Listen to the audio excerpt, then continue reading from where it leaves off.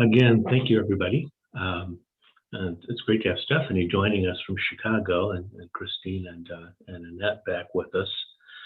So we are the DSM Discovery Group. We are a group of leaders and thinkers that we gather together once a month on the third Wednesday of every month for creative problem solving. Creative problem solving for our leadership, for our organizations, and also for our community. We have a very general framework of systems thinking and organizational design, design thinking, and organizational learning. That is a very broad umbrella for our topics. So welcome each one of you. Why don't we just take a moment and go around and introduce ourselves, since we have the right size group to start that. I'll start. I'm Fred Arbone. I'm one of the co-organizers with Phil Hodgen of our DSM Discovery Group, and Phil and his staff, particularly Susan Judkins and Mary Sundit Jones, have been instrumental in support of helping us get going. And so that's been great. So welcome. I'll go next just because Fred mentioned my name. I'm Phil, and I'm an architect by day, and very anxious to hear from Lizzie and Allison today. And all of you. Yes.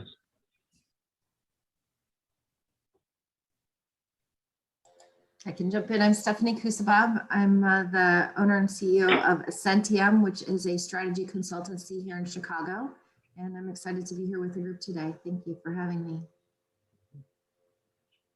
Stephanie and I are members of the Association for Strategic Planning, and her partners have presented, and so that's how I got to know Stephanie.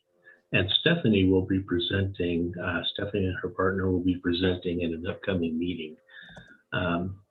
So soon, within the next couple months. I think June or something. June, yes. Thank you. I didn't have the exact schedule in front of me. Understood. We're looking forward to that. Thanks for having us. Yes. Well, Annette Reno. Go ahead. Okay. Go ahead, Annette Annette. Reno. Okay. Annette Reno, and I'm with McGough Construction, and I'm glad to be back here. I missed a few of these. Yes, great to have you back. Diane Pritchard, pastor, community activist, and dilettante. Okay. And very active in various campaigns, most recently the Rita Hart campaign. Yes. So, yes. Which is ongoing. Yes, ongoing. Good morning, Reginald. We're just going around introducing ourselves. Good morning. Well, my name is Reggie McDade, and I'm the principal consultant with Human Capital Strategies and Solutions, and glad to be joining you today, hear what's going on. Great to have you join us. Thank you. I'll jump in. Rox Pauls. I noticed my name is in all caps, and I don't know why, so I'll be changing that. So I am a consultant, coach, teacher, facilitator, I guess, are the roles I'd point out in human-centered change, which, as these gals know, is all about tending the transition. So I'm thrilled to hear what they're going to share today. Thanks for being here. Wonderful. Hi, I can jump in. I'm Christina Smith. I'm the CEO of Community Support Advocates, and we provide services to individuals with mental health and disabilities here in Central Iowa. Wonderful. And I'm Leslie Wright. I am a consultant and teacher also, working in the field of helping people incorporate strategic foresight and futures thinking into their work. Wonderful. Thank you. Good morning, everyone. I'm Drew Conrad. I'm director of the Institute for Decision Making at the University of Northern Iowa, which is one of the economic development outreach programs up here at UNI. Wonderful. Great to have you. And it's great to have everyone. And so we are very excited to have Allison Lucas and Lizzie Bentley Bowers with us this morning to present on caring for organizational endings, engaging the conversation and Evidently, that is a conversation that not many organizations have, or if they do, they may not do well. We'll let Allison and Lizzie tell us more about that dynamic in organizations, but they noted that leaders particularly attend well to beginnings and new starts, but they usually quickly move on from endings and don't care for the impact that endings leave as much as humans and organizations might need. I learned about Allison and Lizzie. Lizzie is a TEDx organizer in the United Kingdom. And so she had posted about a website, a project that her and Allison were going to be starting soon. This was last fall when I first noticed that, organizational endings. Of course, that caught my attention. And then the website, they said, was going to be launched at the end of October. So me being who I am with details, I entered that in my calendar to go looking for it on that day that it was supposed to launch. And so I was very glad to look through this, and I thought, this would resonate with many of the people in our group who care about the same things. Sent them an email, and we had an invigorating conversation, and so that's how we connected. And with our DSM Discovery Group, we are, when I described this at the beginning, we are a group of practitioners in our community interested in creative problem solving. And you've heard us mentioned, and those of you who are visiting for the first time, that one of the serendipities of switching to virtual meetings last spring, a year ago now, was that we found that the conference room size and geography are no longer limitations to connecting with people across the country and also across the globe that care about the same things we do. And so that's very much what we are about, is seeking to form a community of practice of again, people that care about our communities or organizations and our leadership, and learning across disciplines. So with that, Allison Lucas is Randolph Partnership and Lizzie Bentley Bowers, Causeway Coaching. They're professionally accredited executive coaches working predominantly at the board level. And they have other projects that they do too, and I understand that this is one of their most recent. So Allison and Lizzie, we will turn it over to you, and we are excited to hear what you have to share with us about this today. Welcome. Thank you, Fred. Thank you, everybody. It's lovely to be here and converse with you today. So as Fred said, I'm Lizzie, and Allison, you're to my left on this screen. So when I do that, that's you. We always kind of feel like we need to begin when we speak to groups by kind of acknowledging you being here to talk about what is a seemingly fairly unappealing topic of endings. And I've just shared my screen with you. There is a little graphic that we put together that we think really demonstrates this, because it's not so appealing, we think, sometimes to think about in detail the whole notion of saying a farewell or a goodbye. And because of that, what we often find is that things get tangled up and they get a bit messy and they get a bit difficult. And the work that we really think this is about is what you can see at the bottom. Once that rope has got untangled, it's about the beginnings, it's about the todays, it's about the future. And as Fred said, Allison and I sort of first started talking, well, we started to talk about this, gosh, 1, 2, 3, 4 years ago, just counting on my fingers, showing my math skills. 4 years ago, when we began talking about how we were closing our client relationships, both the individuals and teams, and noticing how much attention we were paying to that versus the way that we open those relationships and begin those relationships, and the quality of conversation we were having and the detail of the contract and all that went into a great beginning versus the attention we paid to the end. And it sort of snowballed and spiraled from there, Ali, didn't it? And the more we talked about how we were ending and closing more effectively and usefully with our clients, the more we saw that showing up in them and in their organizations.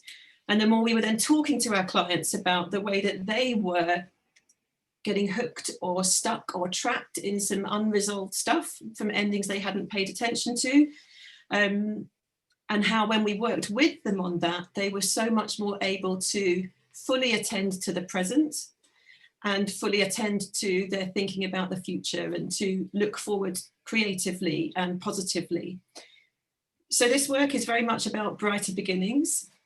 And it's also about finding ways to, in order to facilitate those brighter beginnings, pay some closer attention to the endings.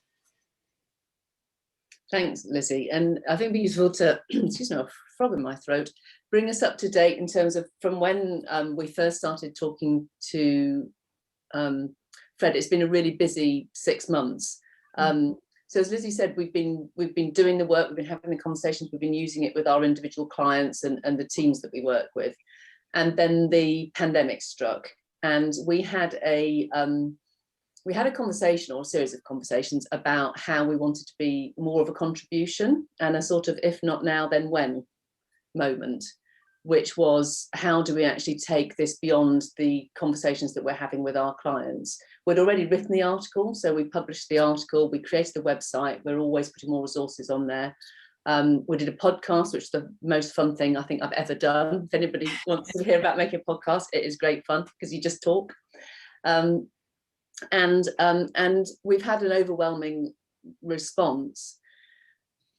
And what I think the pandemic has shown us is that organisations were already neglecting endings, and actually the pandemic has brought so many layers of endings for so many sectors of society, from our children who may have missed a key transition from leaving school and going to university, or from primary school to secondary school, to all the examples of what's going on in losses and the grieving that's going on in organisations at the moment. And that's led us to start to run workshops for organisations to look at how we can use our endings to beginnings work to help them review the pandemic and what's happened from the pandemic, and able to then move forward into those brighter beginnings. So we're very excited that, in fact, next Monday, we're running a 2-part workshop for an organisation to help them really get into what's happened for them, the reality and the emotions and the accomplishments and the rituals, and we'll come on to that in a minute, for them to be able to then turn towards what does that mean? How do they want to emerge from the pandemic? How do they take the gifts? How do they build back better? So before we move on, Lizzie, I'm wondering if it's worth us just spending a bit of time about how we plan to work today, because it's a slightly different framework from Fred's usual sort of how we chunk up the time. Yes, so and there's something we'd love to be fully transparent about as well in terms of our conversation. So our plan today, if it's okay with all of you, is that we are going to honour a process that we feel is really important in all of our work, actually, as coaches and leaders. And I'm sure you're aware of this, that it all kind of starts with ourselves. And when we know ourselves better, we're in a position to do better work with and more useful work with others. So we'd love to spend the first hour or so, just under an hour today, taking you through an overview of our work, and sharing some insights into the 4 pillars of an ending it's our model that we'll talk about in more detail in a while, and to give you some time throughout that hour where we give you 1 or 2 minutes to pause for some individual reflection, and then put our group discussion, both in smaller groups and the whole group plenary, onto the end of the session. So we believe that's a slightly different format than you're used to. We hope it works for you. Seeing a thumbs up there, Fred, great, thank you. One of the other things we'd love to do, and again, this has to be and would only be if you're comfortable with it, and we wouldn't use names unless you're comfortable with it. We're all about conversation. All of our work is about conversation with each other, with our clients, with the people who contribute to the ideas of our work. And in listening to your conversations today and hearing your thoughts back, we'd love to continue to add to our blogs, to add to our sort of records of our work and our thinking. We have no doubt we will get fresh insight and useful thoughts from you. So ideally, we'd love to refer to that in our work. And again, if there's anybody who is uncomfortable with that in any way, we'd really appreciate you letting us know so that we're all comfortable with all of that. And I'm really noticing, as we always do, Ali, we've said endings about 1,000 times already. And in our work, we know that every word any of us ever use comes loaded with our own assumptions around that word and comes loaded with our own view of the world around that word. So let's crack on, I think, Ali, by saying, what do we mean, you and I, in this context when we say ending? Lovely. And I think ending in organisations, because the first thing to qualify is what we mean by in organisations. And I think when we started this work, we could have gone very narrow into the really obvious endings, which are about human beings leaving systems, whether or not it's by choice or whether or not they have been exited, whether or not they've been made redundant, whether or not they're retiring, whether or not they've had an internal promotion, so they're going somewhere else and they're no longer fulfilling that role. So there's the whole sort of human joining and leaving aspect to endings, which obviously through COVID has become even more stark, with things like furlough tipping into redundancy and people sort of slipping away from organisations. But there's some less obvious ones, which actually are also really important to this. So projects that have been successful or have failed that we just move on from, rather than really acknowledging the fact and the human effort and the achievements that have gone into that. I was talking to a client yesterday whose business has an iconic building near Trafalgar Square, and that they are moving. So the whole organisation is moving in the middle of the pandemic. And when they all get to go back to the office, they will no longer go to that building. They will be going to another part of London. And there will be none of the ritual and the acknowledgement that we think is so important of actually saying goodbye to that journey to work, to that building, to what it's meant for people to work there. And mergers and acquisitions, often, 90% of mergers and acquisitions fail. And often we are concentrating on the new merged entity, rather than actually what are the two entities that need to acknowledge the endings, to look at the losses, to look at the accomplishments and everything else, that then means that they can truly come together. So we've deliberately kept it broad in terms of what we mean by endings in organisations. And to the sort of exact meaning of what we mean by an ending, we went and looked at dictionaries, and the one that really sort of struck us was an ending is a process at the end of which is a goodbye. And I find it immensely difficult to say that without getting emotional, because there is real finality and starkness in the truth, that if something is really coming to an end, then you are saying goodbye to something. And one of the reasons why I get emotional about it is because through our work, we've realised that our own history of goodbyes actually will then impact who we are and how we show up as a leader in terms of our own relationship with endings. And part of the work that I've done, and through this period of work that Lizzie and I have been doing this, I've lost my father and my mother-in-law and my father-in-law. So we've had a sort of massive parallel process of personal life. I really had to do a lot of work of turning into endings and loss and understanding what that meant for me. And I realised that I'm a beginnings person. I'm somebody who is very energised by a new project, of a new start, of new possibility.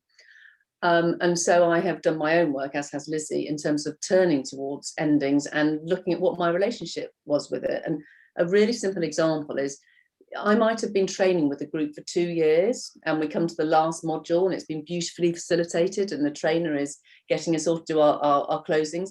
And I would be having to run out for the early train. I would be avoiding those long goodbyes because I didn't want to look at my sense of belonging, or the possibilities that what I've got from it and what I haven't, and the pain that might be associated with that. So it really feels like it's been a deep and long journey for us, of which we're always learning. And so in terms of organisations, why don't we attend to them? Well, I think already hinting at the fact that as human beings, we often don't attend to them. In the West, it's even more so. We don't like it looking at that existential reality, that everything and everyone has a finite life, including organisations.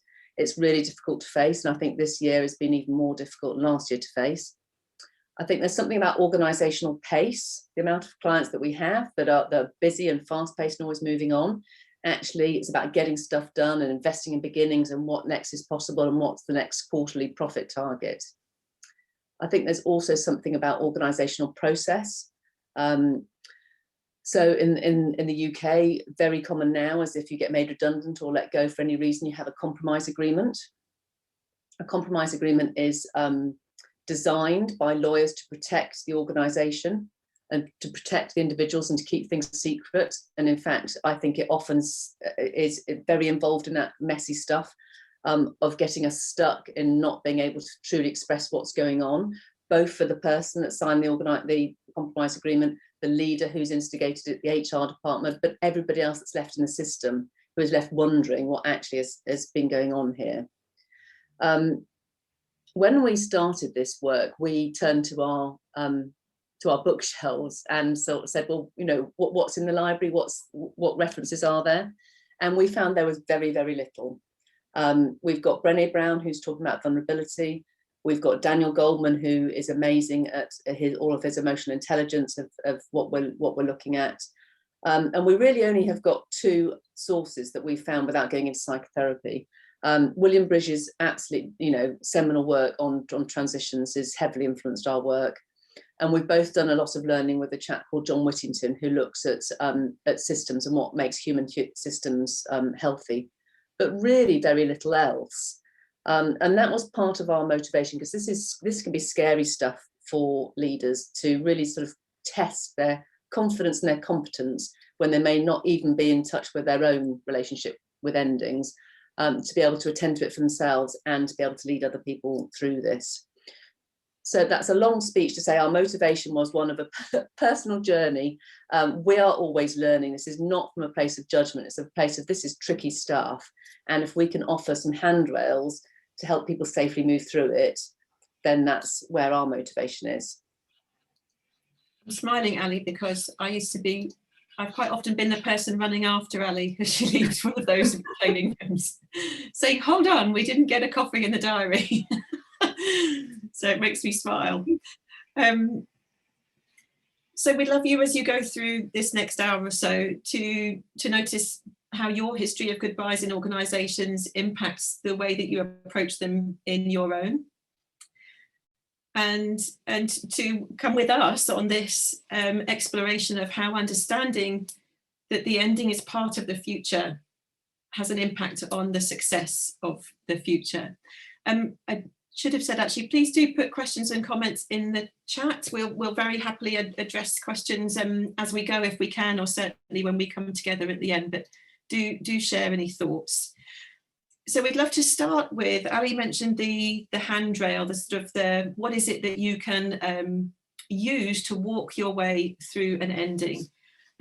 So we came up with a 4 pillars model that we use to walk with our clients through an ending so that they can pay attention to everything they need to pay attention to in order to fully orientate towards the future. The main reason for having this is we're practitioners, as Alison has mentioned, and I know all of you are practitioners.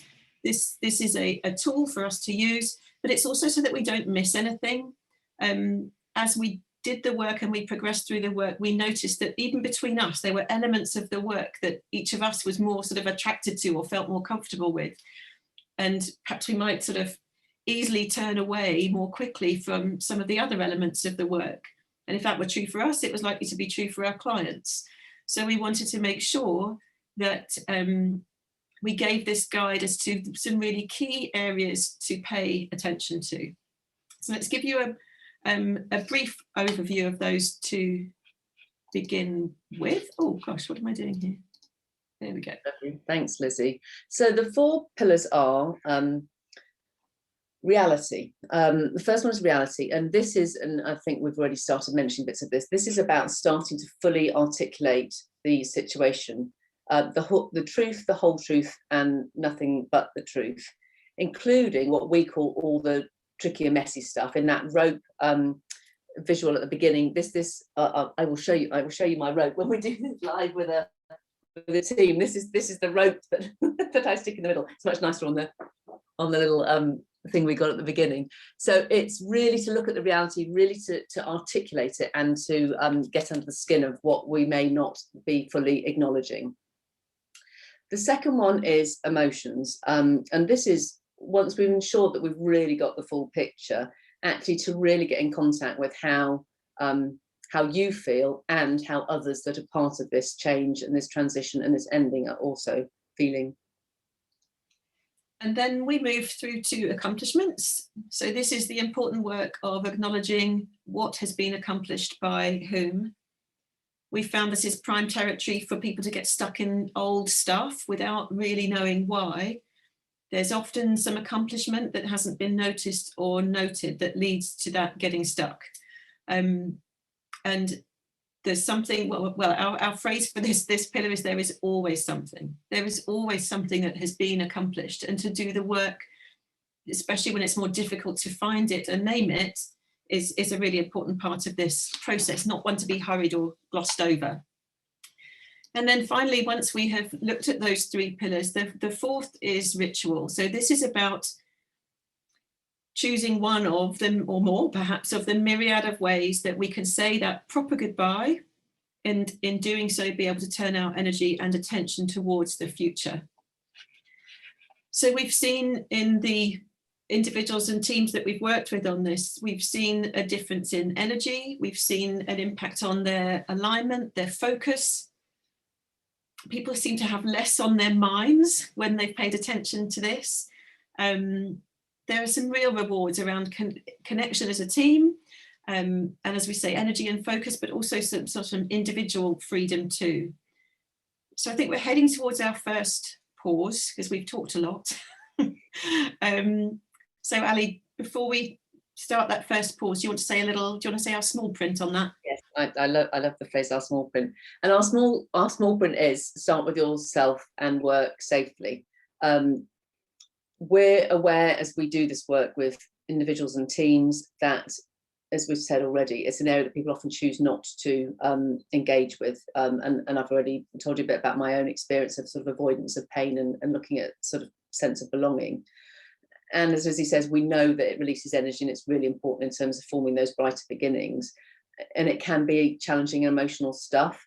So our small print is work in a structured and safe way with yourself, and if you take it to any clients, you know, you're all very experienced leaders, coaches, consultants, facilitators, and yet we can still all be caught off guard if we really do that deep dive into what does this really mean, what really is the reality and the emotions.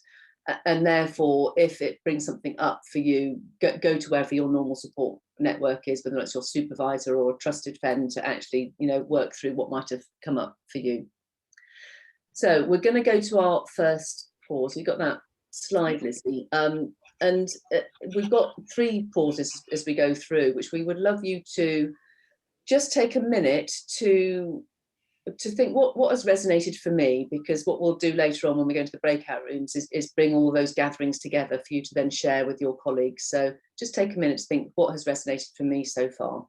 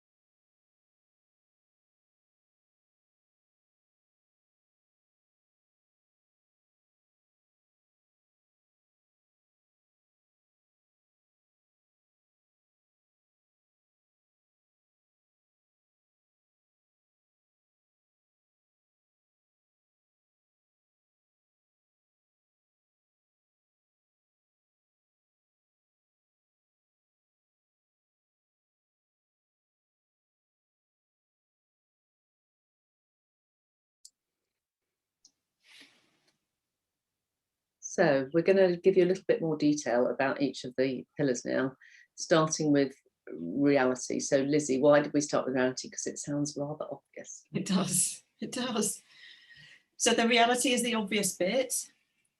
The more we did this work, the more we noticed that the things that were on our minds And the things that were sort of occupying our thoughts were things that we were assuming we were paying full attention to, when actually closer inspection revealed that there was a lot more there. And what we were looking at was the difference between, I guess, a worry and a purposeful thought. And the more we went towards that, the more we realized that the reality is often skipped or rushed, partly for some of the reasons Alison talked about earlier, the busyness. But there was such value we found in pausing and separating out and naming all the different elements of the reality.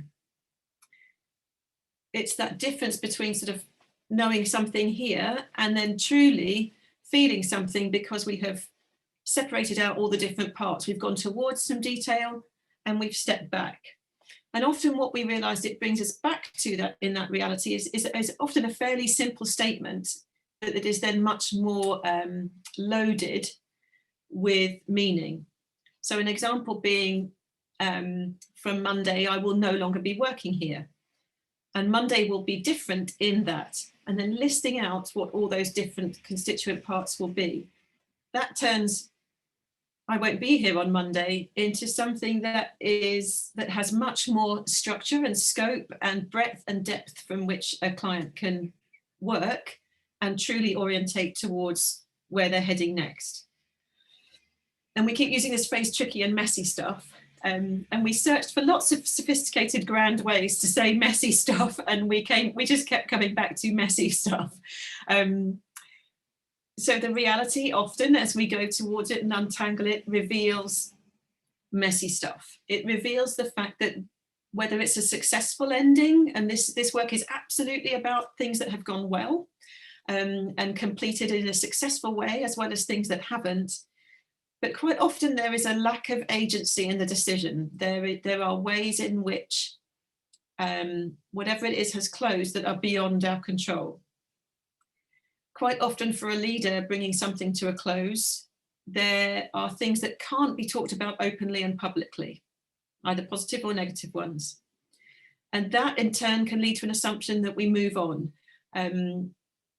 The more quickly we move on, the less risk there is that I'll be put in a position where I have to say something about this, or where I accidentally give something away. So where there's messy and tricky stuff, people tend to, in our experience, move on from it quickly or bury it a bit. And there's quite often some conflicting stuff that goes on here too. I'm wondering whether some examples might be handy here, Ali. Yeah, there's some lovely, again, simple statements that's been sort of boiled down to the essence of showing some of the conflict. So for example, it wasn't my choice to close the department, but I am accountable for leading the process from here. You can really hear the complex and the messy stuff in that one, which is from a client. I am secretly relieved that she has taken voluntary redundancy. Otherwise, I would need to look for headcount savings elsewhere. Again, a real sort of personal conflict in there. Another one, we will have a compromise agreement, and therefore, what can I truly say and express? One of the, you're reminding me of something recently around furlough.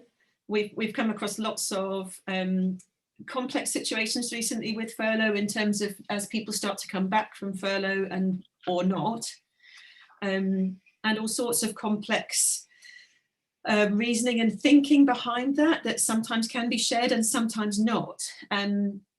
So one of the things that we think is important about this work, as we deepen our understanding of the full picture of the reality, we can't always share it. We're very aware of that. So often the conversation we're having with that, well, often our clients are talking to us about it, but we also encourage them to think in terms of a trusted thinking partner. Sometimes the only person that you can share the full detail, including all that messy stuff with, is a piece of paper that only you ever see. And there is something though about that act of getting it out of you in some way, either by speaking it out loud or by writing it down. So there's a longer exercise on this actually that we can share a link to that later. And I'm conscious of time, so I think we should move on to our next pillar. I think we should move on to emotions, not least because reality and emotions are often, when we dive into the reality, what we uncover is a whole heap of emotion. So again, a reasonable question to ask us would be, why did we separate these pillars out. But the more we did the work, the more we realized that even though they're very connected, there are good reasons to say, to go towards each of them separately and thoughtfully. Thanks, Lizzie. And emotions is literally the heart of the work. If there's one pillar that always needs attending to, it's emotions.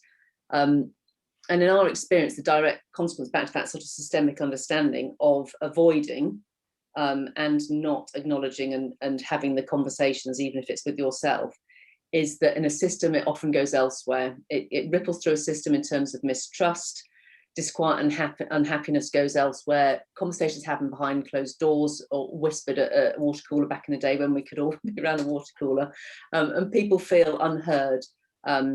They don't have the opportunity to really work through how they feel about the ending.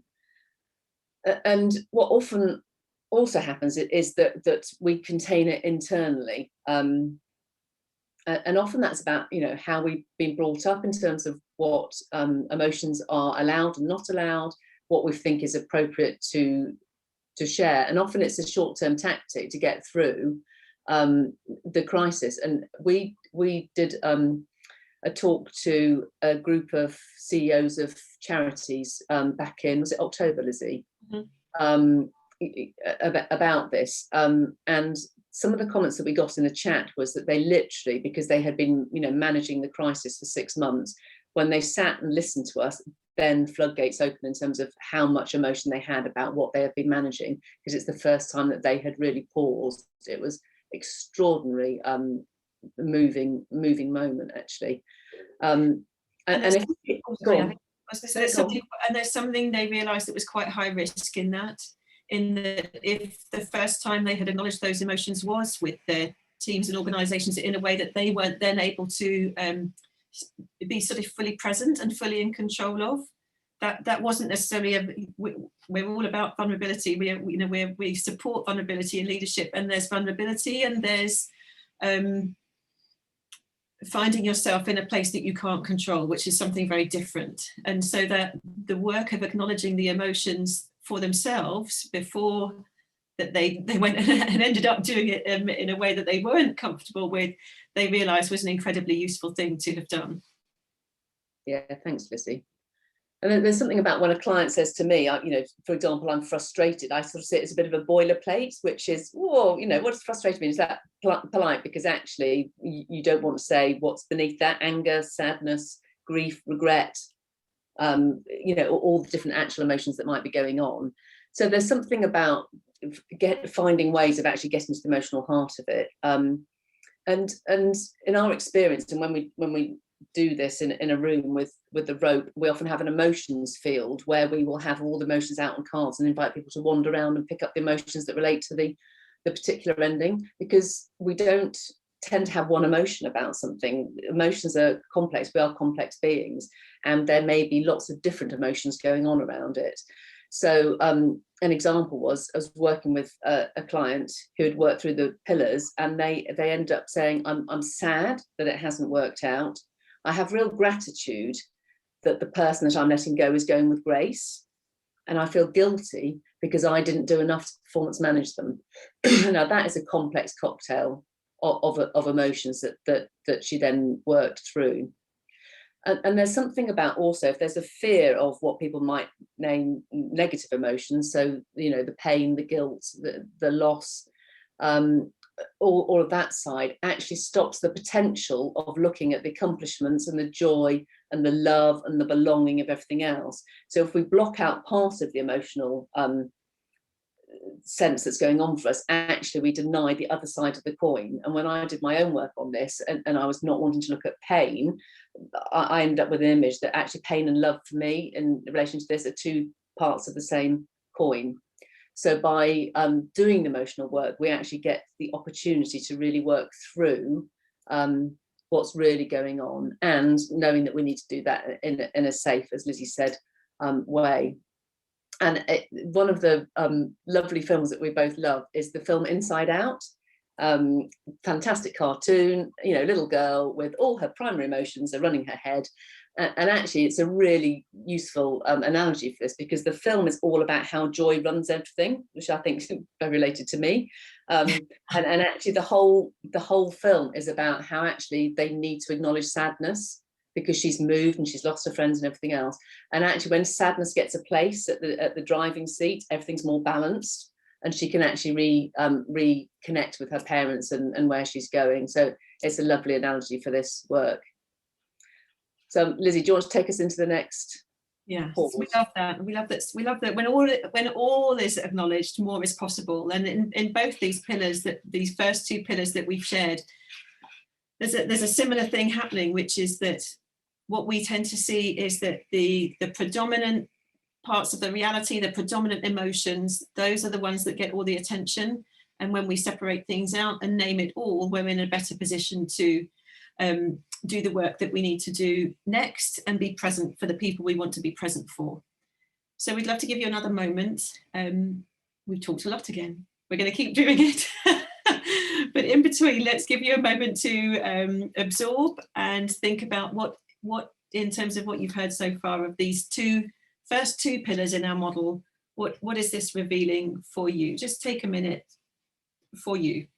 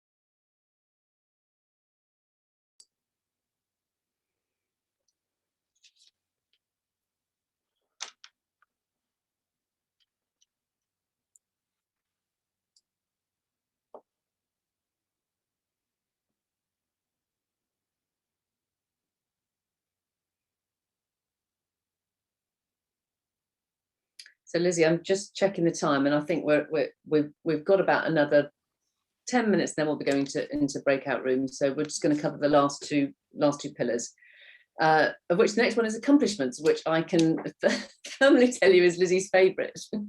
I know you shouldn't have favourites, should you? But so I should probably qualify that statement.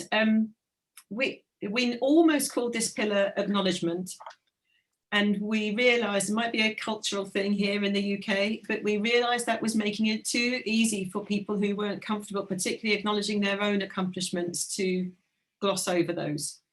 And the reason this was separated out into one of our pillars was because we realised that so much of the work we were doing with individuals, teams, organisations, where people were stuck and hurt, and were struggling to really, truly move on and be present and not have parts of their mind and their emotions occupied by old stuff, there was some unacknowledged accomplishment. So this could be results. It could be noting behaviours. It could be noting shifts that are less tangible. It could be things that have been completed, developments made.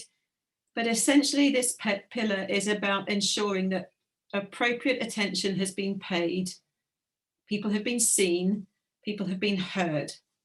There's something about the scar that is left, where it's more of an open wound, we found actually, and there's an opportunity to heal, and it might leave a scar, but a scar is a very different thing. A scar is something that we can move on with.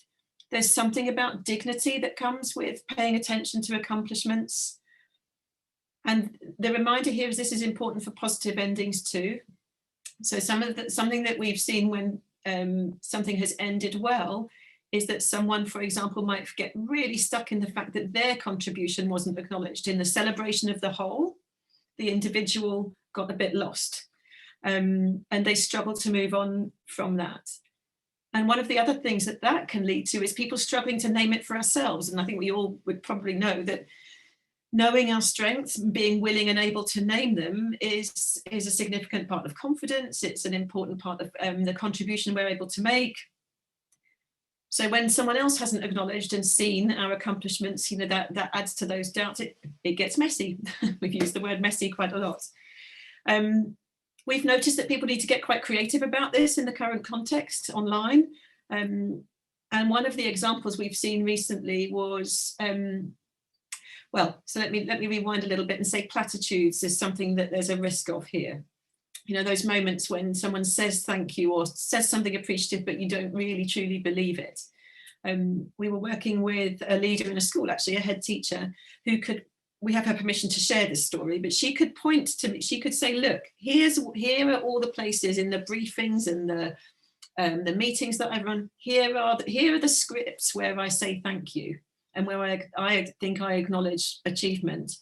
But the feedback she was getting from her staff surveys is people did not feel appreciated. So we looked at the way she was structuring her appreciation. And what she started to do was pick out key elements of what it was that she was appreciating, connect them to the organizational goals and really name them. So going through that sort of reality and emotion pillars, naming those accomplishments carefully and with thought, and only then offering the thanks once she had done that acknowledgement. And it absolutely transformed people's ability to hear and believe the appreciation. So I'm conscious of time, Ali, and because it's my favorite, I could go on about it.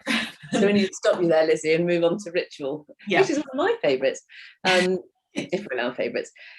So I know Fred got very excited when we were talking, saying that he loved the fact we're talking about ritual, and you could call this ritual or ceremony, but some way of actually acknowledging that there is a close, a way of facilitating that goodbye. And a ritual is often done as a performance. It's often done in a prescribed manner, sometimes without words, could involve music, poetry, art, or other elements like fire or water. To do that closing, particularly when we can't use words. And all major religions and faiths have some sort of rituals about the ultimate goodbye, the loss of a loved one. And I think very much to create that safe, structured way to manage through the emotion and actually to acknowledge that it is finally a goodbye. So a few examples. I was doing this work with a leader who was leaving an organisation after a long time, and we had post-it notes around the room, which actually represented the different bosses that she'd had over time. And the final one was actually the reason why she was leaving. She had a very difficult relationship with him. And we did a ritual where she thanked and took what she wanted to from the relationship and then left it behind. At the end, when I invited her to pick up the post-it notes, she didn't want to take that boss's post-it note with the other ones, and she also didn't want to put it in the bin in the meeting room. It was a really emotional moment. And I said, "Oh, give it to me, I'll take it home and I'll burn it." So I took this post-it note that represented this last boss and came home, burnt it, videoed it and sent it to her. And she said, I can't tell you how different that was than just tidying up the post-it notes of everybody. So that was a sort of spontaneous ritual using fire. And it doesn't have to be public. So we once did this work with somebody who was holding on to an ending 17 years ago. And everybody else involved was long gone. And she went home and she wrote a long letter that never got posted. And another lovely one is about connecting to nature. So taking yourself for a walk, picking up a stick as you go along that represents the ending, and at the appropriate moment when you've thought about reality and emotions and accomplishments, breaking the stick and leaving it where it is, or choosing what to do with the two parts. So there's many different things that we can do with ritual, and really nice to make sure that we actually close that, having done the work on the other three pillars. So I think, Lizzie, we've got a final pause to gather thoughts before we move into breakout rooms. We have. So having taken you through the attention to accomplishments, when you've paid attention to those first three pillars and put yourself in a strong position to then think about the most appropriate way to through ritual, move forward, there's an opportunity for us to pause one more time before we bring the thoughts that you've gathered to our breakout room. So we just love to give you one more minute.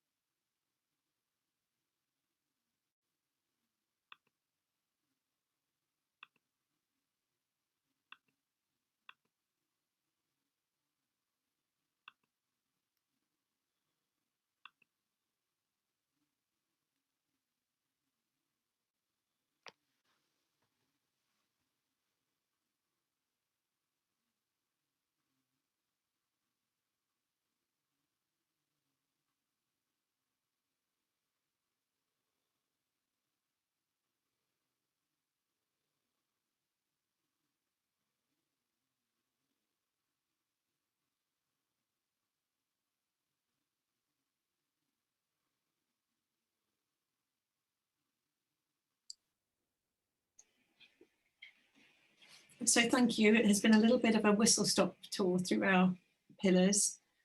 But Fred, if we now that we've given people a chance to gather their thoughts, can we hand back to you to think about some breakouts and some space for people to discuss what they've heard and think about together how this might be useful to them or their organisations? Can't hear you, Fred. Thank you. Judging by the number of people, how about if we have 2 breakout rooms and we will work it out. If I sign automatically, theoretically, Lizzie and Allison, you will be in separate rooms with the groups. If not, we'll do that manually. So, okay, let's go into breakout rooms and let's about 15 minutes and just discuss what's resonated with you in the pauses. And then we'll come back and then we'll report out to the plenary and hear what everybody has to say. Sound good to everybody? Okay. How can you use this process to bring closure so you can release the energy to the new thing? And that's a really positive bridge. So let's continue that now that everybody is back. Just report out. Yes, I think one of the things that resonated was the, the starting from within. Lizzie was in our group and we were talking, she was, talking about the idea that she and Allison were sharing earlier about starting from within and dealing with endings on an internal basis. And we were talking about the fact that that's how leaders are generally trained today, right? When you bring someone in, if they're taking any kind of leadership training or leadership course, that also starts from within. So I think that's a perspective that will resonate with your audience. I'm curious to follow up. At the end of our breakout, we were talking about ritual a little bit, and I'm wondering if Allison, it might also include celebration. It feels like the ritual examples we were visiting about might have been to ease pain, but it feels like to gently move all of us forward. Celebration could also be included in that. I'm curious how you react to that, Lizzie. I think, excuse me, absolutely. I think there's something about back to that. There's so many different emotions that actually, if we've done the looking at what might be the painful bit, actually, then it is about that celebration of everything, the learning, the accomplishment, everything that then can come with that, and that's then that releasing the energy, that forward moving, that back to the beginning of being able to look back on it. And one of the ways that I like to look at this is that when people are still stuck in that ending, so take that lady that I did the work with 17 years ago, she was still in the full color drama of what was done to whom and what went on. And by doing the work, you can fade it to a black and white, and you can fade it to actually I'm bored of this story. we get stuck in our story. I mean, what were the lovely bits? Because maybe the ending, what was done to me at the end wasn't particularly nice, but you had a whole history with that organization before that. So what is it that you really want to celebrate? What are the accomplishments and the relationships and the sense of belonging that you want to take forward? So I think that's the really releasing energy bit, in terms of then you can have that bit as well as this bit, which is that maybe the ending wasn't, you know, quite what I would have hoped. It wasn't the perfect wrapped up, you know, with a bow on top. So I think celebration is so important, Phil. Thank you for that question. Just to add to that, I think that's why the accomplishments pillar was so important for us, and why, again, we called it accomplishments rather than acknowledgement, because there is always something, and often celebration of what was accomplished is the ritual that is freeing. One of the examples that we have often drawn is, so I used to be a secondary school teacher in my old life. And one of the things we noticed was that schools do this really, really well for their students. They really take care to ensure that not only the kind of the diploma type accomplishments are acknowledged, but also those behavioural ones, the character accomplishments, and there are rituals and ceremonies by which those things are acknowledged and celebrated, and it's really powerful stuff. And here in the UK, often the teacher's experience is quite different, especially if there has been something tricky about the way that someone has left a school because of poor performance, perhaps, and then that opportunity to celebrate what they did contribute is often overlooked. And yet what we have found in our work is that, even as I say, if they're doing it for themselves and nobody else ever gets to see it, if they kind of hold their own celebration of what was accomplished, that there is huge value in that, in terms of releasing the energy that they were stuck in. To tie our two groups together a bit more, Drew was articulating the pain that comes with really important folks in his organization that have retired, and that some want celebration, some want to just slip away. We're witnessing that in our organization as well. And I was trying to tie it to either a smaller scale, you know, family visits, or a macro scale, community initiatives. You know, how do you know how to celebrate achievement? Sometimes an organization is created to solve one problem, and when it's solved, that organization hangs on forever, not even realizing that it solved the issue, and loses its way. So, you know, and there's emotion and pain and loss, but also opportunity for celebration in all those scenarios. And there's a really interesting point there, I think, around, so Reggie in our group was talking about the foundational tools of leadership. And so, for example, being, you know, the tool of listening as a leader is one that is a foundational tool, we would say, of this work. And there are other really important leadership tools that provide a great foundation for this work. And I think that's a conversation we don't always have. We assume, we make assumptions about what accomplishments are being acknowledged, how that's being celebrated, and whether that's being done in the most useful way. Alison, you've got a lovely story about your Hadrian's Wall client. Oh, yes. Where that could easily have been the typical ritual where somebody leaves that organisation and they chose to do something different because they truly saw and heard what would suit that particular individual. And I think that's a really important thing to connect this with. I think it was Drew, did you say, made that point? I think that's a really powerful point. Do you want to tell your Hadrian's Wall example now? I've stuck it in the room. Shall I? So Hadrian's Wall is a Roman wall that actually originally ran from the west to the east coast of Britain. Well, it might not be that far, but it's a very, very long Roman wall, and bits of it still exist, and you can walk bits of it. Somebody was retiring, a long-term member of the team was retiring, and the leader planned a walk. So the person that was retiring was a huge walker up in that part of Britain, and he planned a walk where he said to the person that was retiring, I'll call them Fred and Rox. So Fred said to Rox, I'm going to take you for a walk on Hadrian's Wall to sort of celebrate you leaving.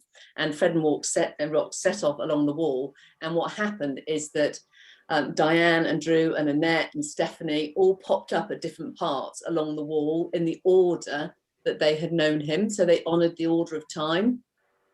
And so by the end, they were all walking. Yeah, I nearly cried when I heard this example of from my client, because, and it's in our article, because I mean that is somebody really celebrating, taking huge care of really sending somebody off in a way that was just right for them, and really honoured how the team had come together.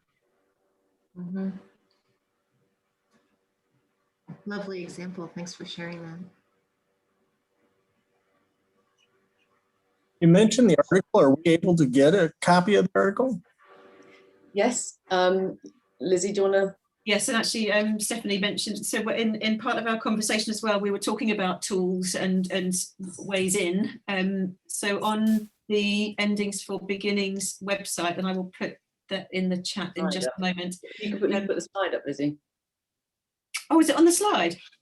Yes, and Why didn't I all do our that? details for LinkedIn. Makes sense. So it is. There we go. So this is the website, endingsforbeginnings.co.uk. So you can request the article from there and we'll send it to you. There are also blog posts for each of the pillars. So to Stephanie's point, what we offer there is a starting point, one that we've taken care that will be enough of a way in for people to approach this, but that they'll also be able to hopefully use in a way that they self-manage. So you go as deep as you feel safe to go, and you seek support if you need it. But certainly some starting points for this handrail of the pillars there. And the podcast actually that Alison mentioned earlier, that's there too. So to the right of the screen, you'll see where you can find us individually. Do link in with us. We'd love you to link in with us. But if you head to the website, you'll find some exercises that you can do or share, and some other resources there too. So I'll just leave that on. Shall I leave that on long enough for you to take a photo if you want to, or screenshot it? And if you want to link in with us, when we put some more blog posts together about this, if you'd like to be tagged in it, can you let us know? Because that's one way that we spread the message, and we also advertise DSM, that we can tag people in our LinkedIn posts. If you want to link in with us, please Google us at Alison Lucas Put Randolph Partnership, and Lizzie Bentley Bowers is a slightly more distinctive name, so you'll probably only come up with one. But if you Alison Lucas, you get thousands of us. So yes, please do let us know if you'd like to be tagged and involved with that. I'm very conscious of time. We've got 5 minutes left. Is there anything else that would be sort of useful in terms of ways forward? Any other questions?